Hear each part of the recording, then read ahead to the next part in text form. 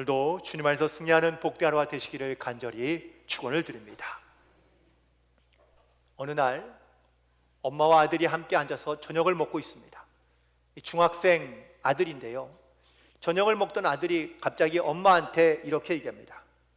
엄마, 왜 이렇게 사람을 차별해? 왜 그러니? 라고 했더니 아빠랑 같이 밥 먹을 때는 반찬이 많더니 왜 엄마랑 나랑 먹을 때는 맨날 반찬이 두세 개야? 이럴 수 있어? 라고 이렇게 이야기합니다. 순간 아내가 생각해 보니까 남편이 있을 때는 반찬을 많이 만들어서 먹었는데 아빠가 없으니까 귀찮다는 이유로 아들과는 반찬을 그냥 몇 개만 꺼내놓고 있는 반찬을 가지고 먹는 겁니다. 이걸 콕 집어서 지적하니까 엄마가 순간 당황한 거죠. 그런데 이 엄마가 지혜를 발휘해서 이렇게 이야기합니다.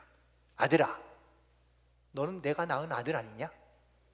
아빠는 내가 낳지 않고 데려온 아들이야. 그런데 이 데려온 아들은 엄마 마음을 잘 몰라. 그래서 이 아들에게 이 데려온 아들을 잘 대해주지 않으면 그러면 이 데려온 아들은 삐지고 화내고 불평한다. 그러니 내가 낳은 아들인 네가 좀 이해해주면 안 되겠니?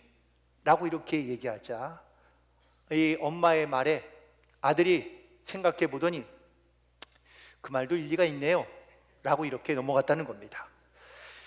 여러분, 내가 낳은 아들은 혼낼 수도 있고 야단할 수도 있고 때로는 화를 낼 수도 있습니다. 그런데 만약 입양된 아들에게 다 커서 입양된 아들에게 화를 내고 또 짜증을 내고 잘해주지 않으면 상처받지 않나?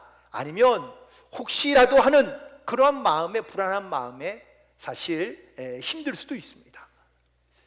남편은요, 입양한 아들 같습니다. 다 커서 데려왔거든요. 자기 주장도 강하고 잘 삐지기도 하고 그래서 때로는 좀 골치 아픈 아들 같습니다. 내 마음대로 상대하기, 다루기 어려운 버거운 존재 같다는 거죠. 근데 이제 와서 어떻겠습니까? 그러니 아내들이 좀 넓은 모성애를 가지고 남편들을 잘 감싸주시기를 부탁을 드립니다. 물론 제가 부탁할 말은 아니지만 아무튼 잘 부탁을 드립니다.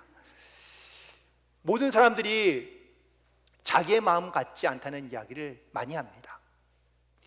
물론 저도 이제 목회자이긴 하지만 성도들을 대할 때마다 그 성도들에게 다 같은 마음을 가지고 뜨거운 또 사랑하는 마음을 가지고 다가가려 하지만 사실 그 마음이 잘 전달되지 못할 때도 있고 혹은 또 느껴지지 않을 때도 분명히 있습니다. 보통 우리가 일반적으로 많은 사람들과 대화를 하다 보면 질문에 어떠한 그 수준이 좀 다르긴 하죠. 보통에 있는 사이에는 식사하셨습니까? 잘 주무셨습니까? 요즘 어떻게 지내시나요? 요즘 특별한 거 없습니까? 이런 일반적인 질문을 던지는 경우가 대부분입니다. 그러면 이제 그 질문에 예, 아니요, 괜찮아요, 먹었어요, 이 정도에서 대답을 하는 것이 일반적인 관계인 것이죠. 그런데 조금 더 깊어지고 가까워지는 관계가 되기 위해서는 여러분들 이런 질문을 가지고는 안 됩니다. 그 질문이 조금 더 깊은 단계에 들어가야 된다라는 것이죠. 그런데 그 깊은 관계의 질문으로 들어가려 할 때마다 우린 대부분 머뭇거립니다. 혹시 이 사람이 싫어하지 않을까? 불편해하지 않을까? 이것을 또 좋아하지 않으면 또 상처가 될 수 있기도 하기 때문에 그래서 때때로 머뭇거릴 때가 많다는 것이죠. 때로는 또 질문을 던지긴 했지만 그 질문의 핵심으로는 들어가지 못하는 경우도 많이 있습니다. 그러나 가까워지거나 그 사람과의 관계가 깊어지기 위해서는요, 질문의 내용이 달라져야 됩니다. 예를 들면 오늘 왜 이렇게 오늘 화난 것처럼 화가 나 있어요? 아니면 뭔가 혹시 문제가 있나요? 지금 고민하고 있는 문제는 뭐죠? 라고 이렇게 그 사람이 갖고 있는 깊은 문제에 대하여 질문을 던지고 그 질문에 반응이 와야 한다는 것이죠. 물론 제가 던진 질문은, 지금 드린 질문은 좀 잘 다듬어진 질문은 아닐 수 있습니다. 하지만 어떠한 상황과 순간에 맞는 질문을 던지는 것이 지혜로운 것이죠. 단순히 우리의 질문에, 제가 던지는 질문에 예, 아니요 라고 대답하는 그러한 대답 정도의 질문이 되어서는 안 됩니다. 목회자는 반드시 어려운 질문을 던질 줄 알아야 한다는 것이죠. 그런데 목사이긴 하지만, 목회자이긴 하지만 그런 질문을 주저할 때가 많습니다. 할까 말까 해서 그분이 어떤 그 질문에 반응을 보이고 또 그 질문에 대하여 자기의 마음과 고민과 혹은 자기의 생각을 털어놓으면, 그러면 더 깊은 관계로 나아갈 수 있습니다. 물론 말하지 않아도 먼저 저에게 다가오시고 찾아오시고 말씀하시고 기도를 받으시는 분들도 분명히 있습니다. 하지만 그렇지 않은 분들도 많습니다. 심지어는 반대의 경우도 있을 수 있습니다. 좋은 질문을 던지지만 거부될 수도 있고, 또 아무리 사랑으로 다가가지만 그 사랑을 완강하게 거부하는 경우도 있기 때문입니다. 근데 핵심은 이것입니다. 정말 그 사람을 위한 질문이냐 라는 것이죠. 그의 영혼이, 그의 심령이, 또 정말 그를 사랑하고자 하는 그런 마음을 가지고 내가 질문하고 있느냐, 그렇지 않느냐는 그 질문의 대답으로부터 그 결과를 얻게 될 수 있다라는 사실입니다. 때로는 찔림이 있는 질문이 우리의 마음을 성찰하고 되돌아보게 하고 내 삶을 새롭게 하는 기회가 될 수 있습니다.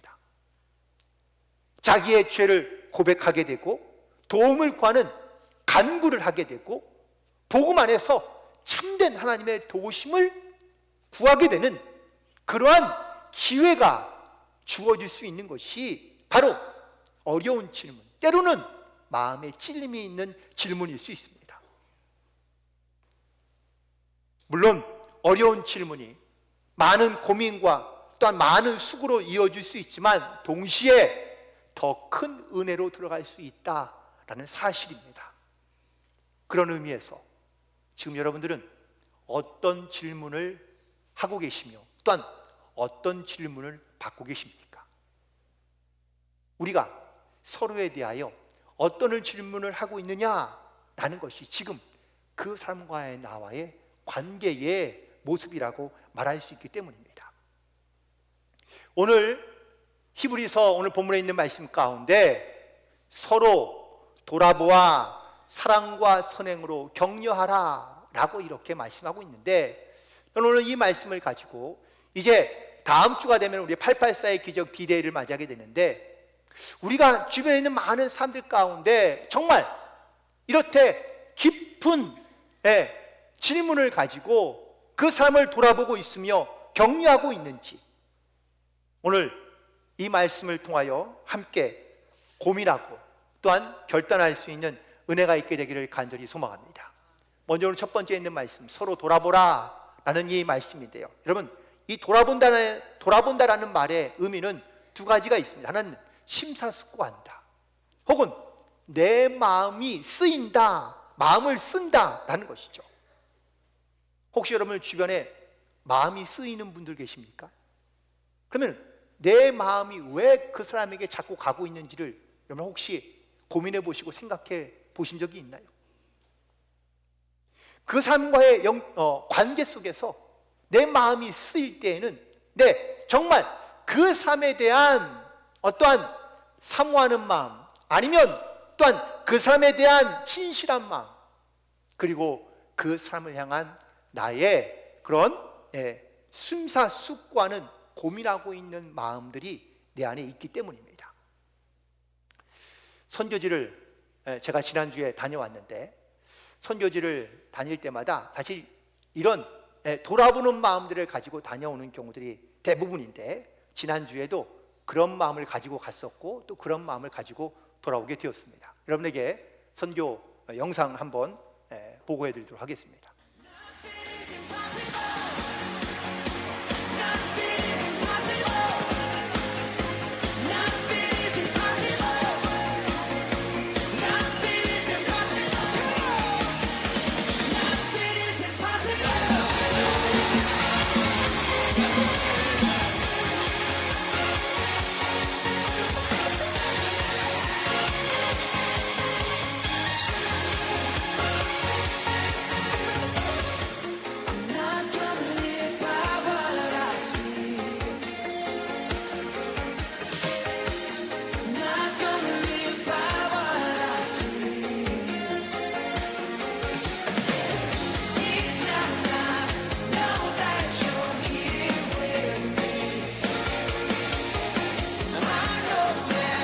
네, 이 캄보디아 청소년 축구 대회는요, 캄보디아 안에 감리 교단이 있습니다. 네, 이 감리 교단에서 주최하고 있는 청소년 축구 대회인데 재정이 넉넉하지 않아서, 그래서 저희 한국 교회에서 재정적으로 후원해서 이 축구 대회를 하고 있고 올해로 6번째 대회를 맞이하고 있는데, 전국에서 예선전을 치르고요, 그리고 본선에 9팀이 올라옵니다. 여기 남자 팀도 있고 여자 팀도 있습니다. 근데 이제 3일 동안 토너먼트를 낮에 치르고, 그리고 이제 저녁에는 이 아이들이 모여서 집회를 하는 거죠. 그런데 이 아이들 중에는 물론 교회를 다니는 애들도 있지만 교회를 다니지 않는 친구들도 많이 있습니다. 한 250명 가까이 매일 저녁 모여서 찬양도 하고 집회도 하는데, 그런데 아무래도 축구 경기를 하다 보니 격렬하죠. 때로는 넘어지기도 하고 다치기도 하고 싸우기도 합니다. 그런데 그 경기가 끝나고 나면 저녁에 이 아이들이 모여서 저렇게 막 찬양하고 함께 또 말씀도 듣고 집회하는 모습들을 보면 기쁨의 축제의 장으로 변하게 되는 것을 보게 됩니다. 이 아이들을 보면서 어떤 마음이 듭니까? 왠지 끊임없이 내 마음 가운데 돌아보게 되고 마음이 쓰이게 되고, 또한 그들 또한 찾아가서 이렇게 격려하게 되는 이유는 그리스도 안에서 우리가 하나됨을 느끼고 있기 때문이며, 또한 그 서로를 돌아보고 하는 그런 귀한 마음이 서로에게 있기 때문인 것이죠. 그래서 왔던 분들이 또 가고 또 가고 선교지를 또 가고 하는 이유가 바로 여기에 있는 것이 아닐까. 단순히 선교지에 있는 아이들만 말하는 것이 아닙니다. 내 주변에, 내 가까이에 이렇게 우리가 서로 돌아봐야 할 그런 영혼들이 분명히 있다는 사실입니다. 그 영혼들을 여러분들 반드시 돌아보시고, 그리고 그 영혼들을 반드시 주님께로 돌아오게 하는 이런 놀라운 은혜와 구원의 역사가 있게 되기를 간절히 소망합니다. 그런데 이 사랑하는 마음을 가지고 서로 돌아보기 시작하면 그 다음으로 나타나는 어떤 행위와 혹은 모습들이 있는데, 그건 바로 사랑으로 선행으로 격려한다라는 겁니다. 여기서 격려한다라는 이 말에 두 가지의 의미가 있는데, 첫 번째 의미는 선동이라는 의미가 있습니다. 물론 나쁜 말로 하면 다른 사람들이 이렇게 막 움직여서 나쁜 악한 길로 선동하는 의미도 있긴 하겠지만, 긍정적인 측면에서 본다면 서로의 마음을 자극시키는 겁니다. 그리고 동기를 불어일으켜서 사랑과 선행이 일어날 수 있도록 만들어야 된다라는 것이죠. 격려한다는요, 단순히 우리가 그냥 등을 두들겨 주는 것으로 끝나는 게 아닙니다. 우리의 마음 가운데 이런 하나님의 사랑에 대한 자극된 마음을 가지고 서로에게 격려를 일으킬 수 있는, 그런 사랑하는 마음을 줄 수 있는 그러한 영적인 격려가 있어야 된다는 것이고, 두 번째는 바로 문자 그대로의 말을 직역하면 휘젓는다라는 뜻이 있습니다. 여러분, 물을 마실 때 흔들어 마시세요? 보통 물은 그냥 마시죠. 하지만 어떤 침전되어 있는 음료수를 마시거나 아니면 커피를 먹으면 흔들어 마십니다. 안에 내용물이 가라앉아 있기 때문입니다. 우리가 예수를 믿고 나면 우리의 마음 가운데 이미 벌써 하나님의 사랑과 하나님의 은혜로 말미암아 우리 안에 이미 벌써 다 가득 차 있거나 아니면 그 안에 가라앉아 있는 것이죠. 이거를 휘젓으면 그러면 그 내 안에 가라앉아 있던 그 사랑과 또한 그 선한 마음들이 내 안에서 이렇게 일어나게 되는 겁니다. 그래서 구원받은 사람에게 있는 바로 마음은 바로 형제를 사랑하는 마음을 갖고 있게 된다라는 것이고, 두 번째는 구원받은 사람은 선한 일을 행하게 한다라는 것이죠. 빌립보서 2장 13절에 있는 말씀에 보면 너희 안에서 행하시는 일은 하나님이시니 자기의 기쁘신 뜻을 위하여 너희에게 소원을 두고 행하게 하신다라고 말씀하고 있습니다. 이미 벌써 우리 안에 하나님의 선한 것을 두고 계시고 또한 이 선한 것을 하나님께서 갖고 계시는데 이 선한 것을 이루게 하기 위하여 우리를 통하여 일하신다라는 것을 말씀하고 있는 겁니다. 자, 그렇다면 우리에게 이미 벌써 내 안에 있는 하나님의 이 선한 사랑과 또한 선행을 그럼 우리가 어떻게 하면 좋을까? 이거를 힘써 행하면 좋겠다라는 그러한 목적과 취지로 제가 오늘 본문에 있는 말씀의 제목을 정한 겁니다. Let's do it. 아주 심플한 단어이지만 행하자, 힘쓰자라는 말입니다. 그렇다면 우리가 사랑을 격려할 수 있는, 힘쓰며 행할 수 있는 방법 몇 가지를 소개할 텐데, 첫 번째는 서로가 잘 서로 함께 인사를 나누는 겁니다.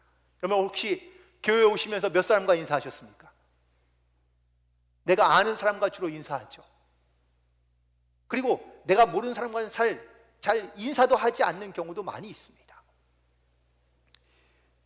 사도 바울은 로마서 16장 16절에서 너희가 거룩하게 입맞춤으로 서로 문안하라 라고 이렇게 말하고 있습니다. 왜?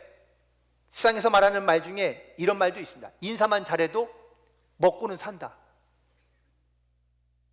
사람에게 친절을 베풀고 그리고 인사만 하더라도 좋은 관계를 유지할 수 있다라는 말입니다. 하물며 우리가 그리스도 안에서 한 형제이고 한 자매이고 한 가족이라고 이야기하면서도 교회 안에서 서로가 인사하지 않고 지내는 사람들이 얼마나 많은지 모릅니다. 잘 알고 잘 알지 못하고를 떠나서 우리가 한 공동체 안에서 신앙생활하고 있는 성도들끼리 함께 기쁜 얼굴로 즐거운 마음으로 인사를 나누며 살아가는 것, 이것이 바로 사랑으로 서로를 격려할 수 있는 첫 번째 방법이지 않을까요? 두 번째 방법은 바로 화평을 이루는 사람이 되어야 한다라는 겁니다. 빌립보 4장 8절에 보면 형제들아 무엇이든지 참되며 무엇이든지 경건하며 무엇이든지 옳으며 라고 이렇게 쭉 말을 하면서 맨 마지막에 이렇게 말합니다. 이것들을 생각하라. 자, 이것들을 생각하라는 말은 어떤 말씀일까요? 뭘 생각하라는 걸까요?